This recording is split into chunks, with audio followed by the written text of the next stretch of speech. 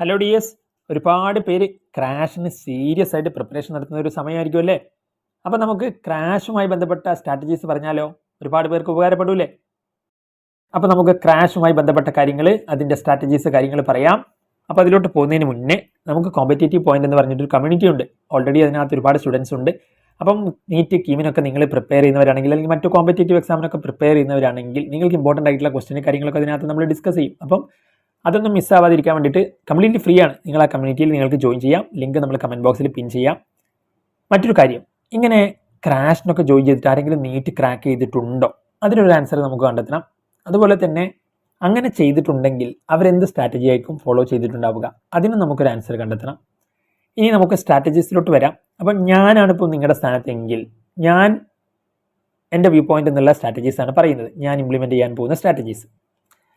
അപ്പോൾ അതിനകത്ത് നിങ്ങളുടെ സ്ട്രാറ്റജീസ് കാര്യങ്ങളൊക്കെ നിങ്ങൾക്ക് കമൻ്റായിട്ട് പറയാം. അപ്പോൾ അത് കാണുന്നവർക്കും അതുപോലെ തന്നെ നിങ്ങൾക്കും മറ്റ് കമൻറ്റ് കാണുന്നവർക്കും ഒക്കെ മൊത്തത്തിൽ അത് ഉപകാരമായിരിക്കും, പല സ്ട്രാറ്റജീസും അതിനകത്ത്.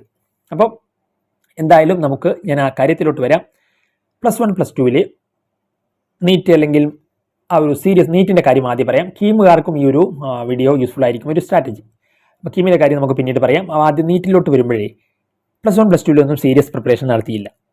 അങ്ങനെ ക്രാഷിലാണ് പിന്നീട് നന്നായിട്ട് പഠിക്കാൻ ഇരിക്കുന്നതെന്ന് വിചാരിക്കുക. അപ്പം നിങ്ങൾ ആദ്യം തന്നെ ഫിസിക്സിലോട്ട് ഇരുന്നെന്ന് വിചാരിക്കുക.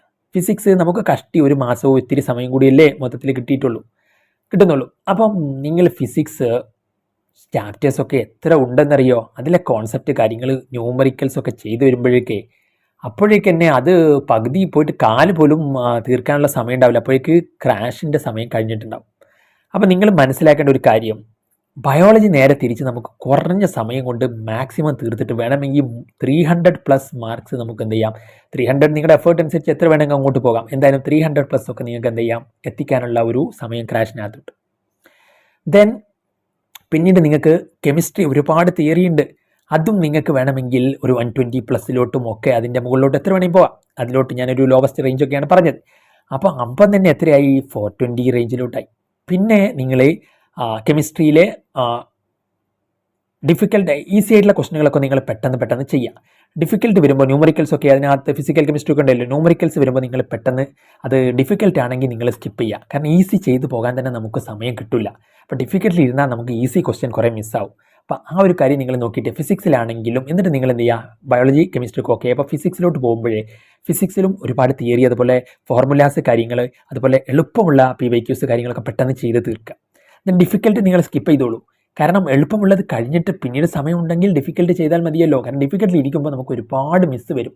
ഈസി ക്വസ്റ്റ്യൻ നമ്മൾ മിസ്സാവും, കാരണം സമയം വളരെ ലിമിറ്റഡ് ആണ്. അപ്പം അങ്ങനെ നിങ്ങൾക്ക് ഫിസിക്സിലും ഒരു 100 റേഞ്ചിലോട്ടൊക്കെ വന്നാൽ ഒരു 520 എന്തായാലും ഒരു 500+ലോട്ട് നിങ്ങൾക്ക് സ്കോർ ചെയ്യാൻ പറ്റുന്ന റേഞ്ചിൽ ഈസി ആയിട്ട് നിങ്ങൾക്ക് എത്താൻ പറ്റും.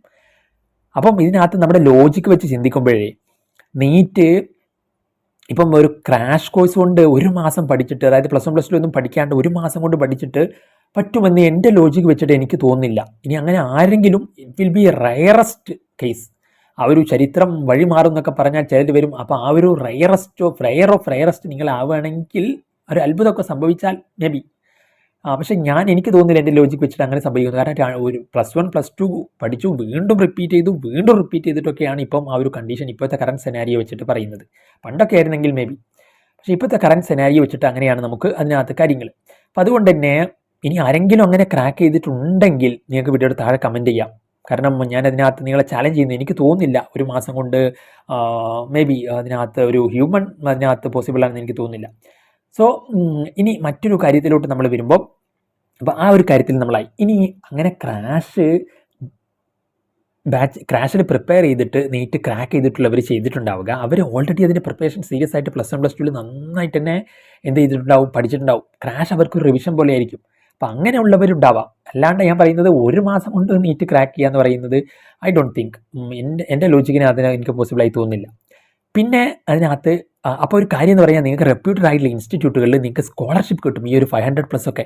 കാരണം ഫസ്റ്റ് ചാൻസിൽ 400+ വന്നാൽ തന്നെ സ്കോളർഷിപ്പ് കിട്ടുന്ന ഇൻസ്റ്റിറ്റ്യൂട്ടുകൾ ഉണ്ടാവും. ഇനി അതിൻ്റെ കൃത്യമായ കാര്യങ്ങൾ എനിക്കറിയില്ല. എന്തായാലും 500+ ഒക്കെ ഉണ്ടെങ്കിൽ നിങ്ങൾക്ക് ഫ്രീ ആയിട്ട് അടിപൊളി റെപ്യൂട്ടഡ് ആയിട്ടുള്ള ഇൻസ്റ്റിറ്റ്യൂട്ടിൽ പഠിക്കാനുള്ള ഒരു ഓപ്പർച്യൂണിറ്റി കിട്ടും. അപ്പോൾ അതൊരു ചാൻസ് അല്ലേ. നേരെ തിരിച്ച് നിങ്ങൾ ഫിസിക്സും പഠിച്ചിരുന്നിട്ട് ചിലപ്പോൾ നിങ്ങൾക്ക് കിട്ടുക ഒരു 80+ ഒരു മാർക്കായിരിക്കും. മറ്റത് കെമിസ്ട്രിയിൽ എത്ര മാർക്ക് മിസ്സാവും. അപ്പോൾ ഈ ഒരു സ്ട്രാറ്റജിയാണ്. ഇപ്പോൾ കീമിൻ്റെ കേസിലാണെങ്കിലും നിങ്ങൾ ഡിഫിക്കൽട്ട് വരുമ്പോൾ പെട്ടെന്ന് സ്കിപ്പ് ചെയ്തിട്ട് ഈസി പോർഷൻസ് പെട്ടെന്ന് കവർ ചെയ്തിട്ട് ഈസി ആയതെല്ലാം കംപ്ലീറ്റ് ചെയ്തിട്ട് ദെൻ ഡിഫിക്കൽട്ട് ഉണ്ടെങ്കിൽ സമയം ഉണ്ടെങ്കിൽ നിങ്ങൾ നോക്കുക എന്നുള്ള സ്ട്രാറ്റജിയാണ് നിങ്ങൾ ഫോളോ ചെയ്യേണ്ടത്. അപ്പോൾ ഈസി ആയത് പെട്ടെന്ന് കവർ ചെയ്യുക, അതിൻ്റെ റിവിഷനും കാര്യങ്ങളൊക്കെ ഫോക്കസ് ചെയ്യുക. ദെൻ ഡിഫിക്കൽട്ട് പിന്നീട് നമുക്ക് നിങ്ങളത് കഴിഞ്ഞിട്ട് നോക്കുന്നതായിരിക്കും നല്ലത് എന്നാണ് എൻ്റെ വ്യൂ പോയിന്റ് എന്ന് എനിക്ക് പറയുവാനുള്ളത്.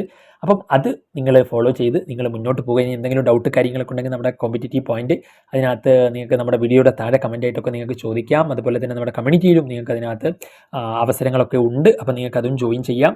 അപ്പോൾ എന്തായാലും ഇനി ക്വസ്റ്റ്യനുകൾ അതുമായി ബന്ധപ്പെട്ട മറ്റ് കാര്യങ്ങളൊക്കെ നമ്മൾ ചാനലിൽ അപ്ലോഡ് ചെയ്യും വീഡിയോസ്. അപ്പോൾ ഒരുപാട് നാളായി നമ്മളിവിടെ വീഡിയോസൊക്കെ അപ്ലോഡ് ചെയ്തിട്ട്. അപ്പോൾ നിങ്ങൾ മാക്സിമം ഷെയർ ആക്കുക വീഡിയോസൊക്കെ. നിങ്ങളുടെ ഇനി നിങ്ങളിപ്പോൾ ക്രാഷൊക്കെ കഴിഞ്ഞ് അടുത്ത വർഷം നീറ്റിനൊക്കെ പോകുമ്പോഴേ അടിപൊളിയായിട്ട് നമുക്ക് പഠിക്കാം. അപ്പം സെറ്റ്. അപ്പം ഞാൻ നിർത്തുകയാണ്. അടുത്ത വീഡിയോയിൽ നമുക്ക് കാണാം. Thanks for watching.